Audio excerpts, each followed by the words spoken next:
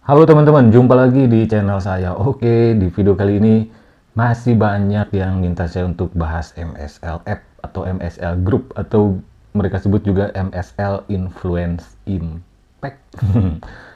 Nah, terjadi kisruh teman-teman di antara member-member MSL. Oke, udah mulai saling menyalahkan satu sama lainnya. Backdung satu menyalahkan backdung yang lainnya.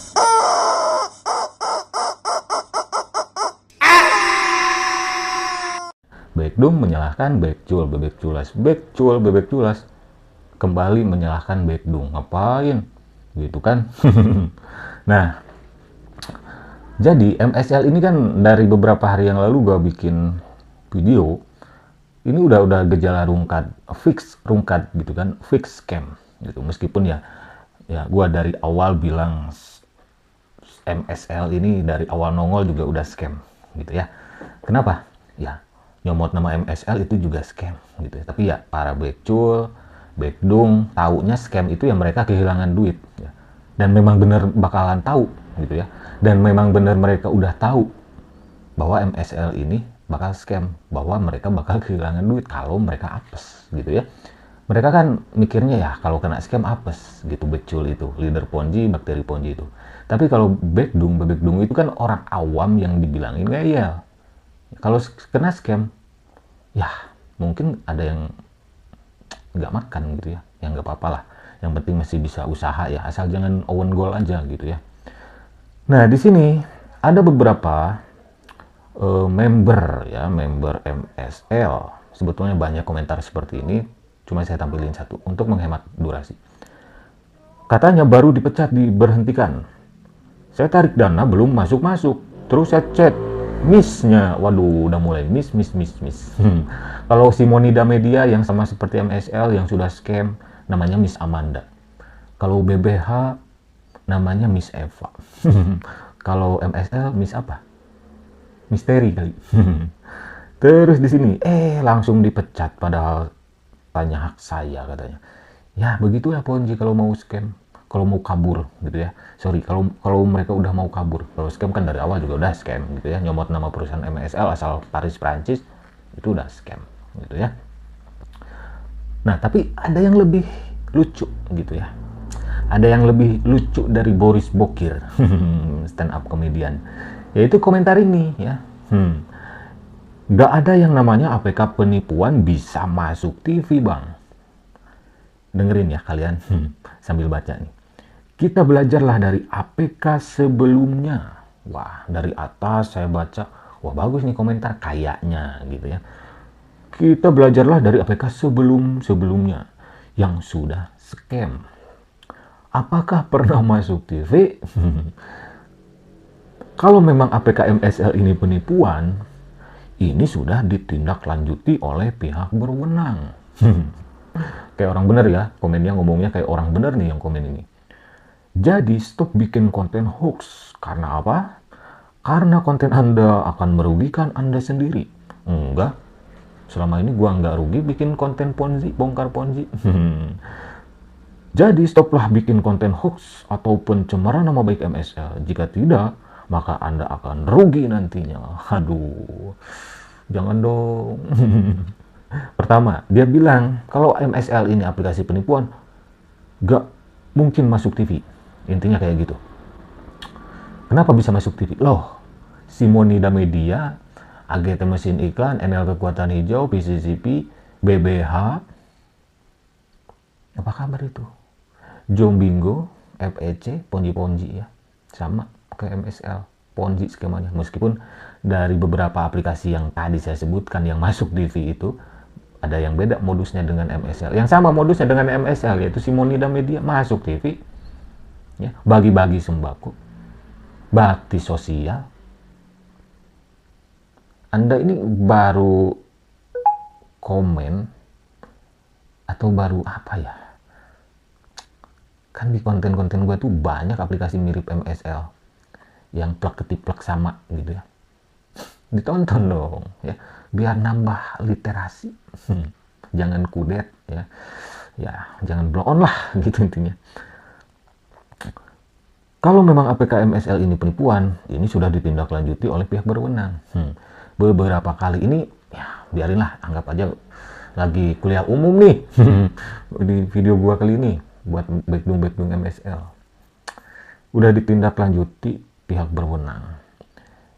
Iya, nggak salah-salah amat. Mungkin pihak berwenangnya Satgas pasti, atau apalah gitu, OJK gitu ya, Satgas pasti, terutama yang selalu menindak tegas, yang memang bagiannya menindak investasi bodong, modus kerja paruh waktu, penipuan kerja paruh waktu yang kayak MSL ini, gitu ya. Cuma gua bukan sok tahu ya, karena gua juga ada temen beberapa lawyer gitu ya, pengacara. Jadi aplikasi Ponzi itu ya, investasi bodong itu deliknya aduan, bos ya. Deliknya itu aduan dan perdata ya, perdata dan deliknya aduan, tapi bisa maju ke pidana sih gitu ya. Leader Ponzi juga bisa dipidana sebetulnya kalau member yang diajaknya mengadukan dan kena scam lalu melaporkannya, bisa lanjut ke pidana sebetulnya, tapi perdata dulu dengan cara minta ganti rugi ke orang yang ngajak gitu. Nah, jadi deliknya itu aduan. Oke, kecuali memang tugasnya Satgas pasti. Satgas pasti itu di bawah naungan OJK yang memang tugasnya menindak. Ya, mungkin ditindaklanjuti yang berwenang saat ini ya Satgas pasti dulu. Nanti kalau udah kabur aplikasinya baru, itu pun kalau ada aduan korban. Oke, deliknya aduan. Contoh kayak Smart Wallet. Sekarang lagi mau bikin LP ke Barreskrim karena aduannya dari grup paguyuban korban Smart Wallet ada. Contoh Simonida Media yang kayak MSL. Nggak ditindaklanjuti, kenapa? Ya korban-korbannya ya nggak melapor. Kalaupun ada yang melapor cuma 1-2 orang gitu ya. Itu ya. Gue bukan sok-sokan ngasih tahu ya. Ya emang gue tahu sih gitu ya, terserah lu mau nerima apa enggak, gue kasih tahu kayak gitu ya. Terus di sini stop bikin konten hoax. Gue bikin hoax enggak. MSL ini memang Ponzi, memang investasi bodong, memang nyomot perusahaan MSL asal luar negeri. Ya. Hoaxnya di mana? Hoaxnya di mana coba? Gue tuh bahas Ponzi, investasi bodong atau modus kerja paruh waktu kayak MSL, Simonida, VCCP, BBH dan lain sebagainya itu nggak membahas membayar atau enggaknya ya. Aplikasi Ponzi kayak MSL ini membayar, tapi di awal gitu, tengah-tengah ada masalah macet kayak gitu teman-teman. Di akhir scam, melakukan penipuan, kabur ya. Yang diuntungkan siapa? Yang dibayar di awal itu ya para pemain Ponzi, leader Ponzi yang udah tahu ini aplikasi bakal nipu, bakal scam, tapi mereka memanfaatkan situasi, ngibulin orang-orang awam, orang yang lugu, polos, bilangnya ini investasi atau kerja paruh waktu beneran, padahal tipu-tipu. Siapa yang kena scam? Ya orang-orang polos tadi, orang-orang awam tadi. Sialnya banyak orang awam yang ngeyel. Yang ngeyel, ya itulah backdoing gitu. Ya kalau nggak suka dengan konten-konten gua ya kenapa nggak laporin gua aja, bilangin salam sama Miss MSL, siapalah Miss-Missnya itu, laporin gua dong kalau gua mencemarkan nama baik. Masa harus disuruh sama gua gitu kan? Laporin aja, nggak takut kok gitu ya. Kalau benar gua terbukti hoax, kalau enggak nanti gua epic comeback tuh yang laporin guanya. Lumayan kan? Terus di sini hari libur katanya. Wah, MSL itu lagi ada hari libur, teman-teman. Contohnya seperti ini nih, ya. Lagi libur nasional kayaknya, Hari Pancasila. Hari ini MSL libur untuk mengerjakan tugas katanya. Waduh, sedih banget ya backdoing itu nggak ngerjain tugas.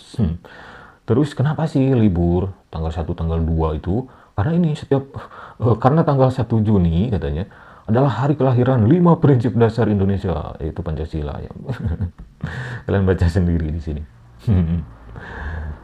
Nggak gini ya, aplikasi Ponzi itu suka memanfaatkan momentum, khususnya hari-hari libur nasional. Kebanyakan Ponzi, scam, ketika ada hari libur nasional, cuti bersama, setelah itu bermasalah, susah login. Kemarin kenapa susah login?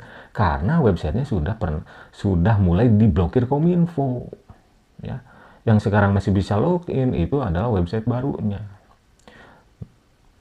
Oke, nah gitu teman-teman ya. Oke, mungkin itu saja, sebetulnya masih ada bahan, tapi ya gue irit-irit aja lah. Lucu soalnya kalau membahas MSL ini, demen gue.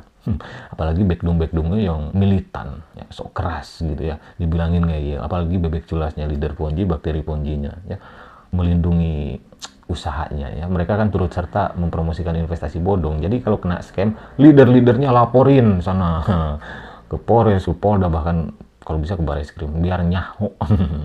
Oke, sampai jumpa lagi di video-video selanjutnya. Stop bermain Ponzi, stop ajak orang untuk main Ponzi ya, karena ujung-ujungnya Ponzi bakal scam.